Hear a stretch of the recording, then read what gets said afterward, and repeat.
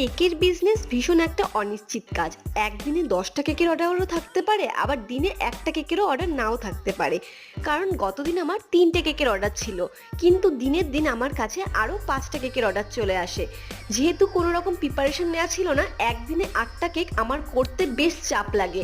কারণ আমার যেহেতু নিজে হাতেই সব কিছু করতে লাগে, তাই আগে থেকে প্রিপারেশন নেওয়া থাকলে এতটা চাপ মনে হয় না। এই কেকটা গতদিনে ছিল, কাস্টমার একদম শেষ মুহূর্তে আমাকে এই কেকটা অর্ডার করে। প্রথমে আমি অর্ডারটা নিতে চাইছিলাম না, কিন্তু কাস্টমার আমার খুব পরিচিত। সে রিকোয়েস্ট করলো কেকটা যেন তাকে আমি বানিয়ে দিই, কারণ সে অনেকটা রাত করে কেকটা নেবে। প্রায় 10:30 নাগাদ সে কেকটা আমার থেকে নিয়ে গেছিলো। তবে এই কেকগুলো দেখতে যতটা বাজে লাগে, করতে কিন্তু ততটাই খাটনি, কারণ এই কেকগুলোর ফিনিশিং আনা অনেকটা সময়ের কাজ। এই জন্যই আমি রিকোয়েস্ট করি সবাইকে একটু আগে থেকে আমাকে অর্ডার দেওয়ার জন্য।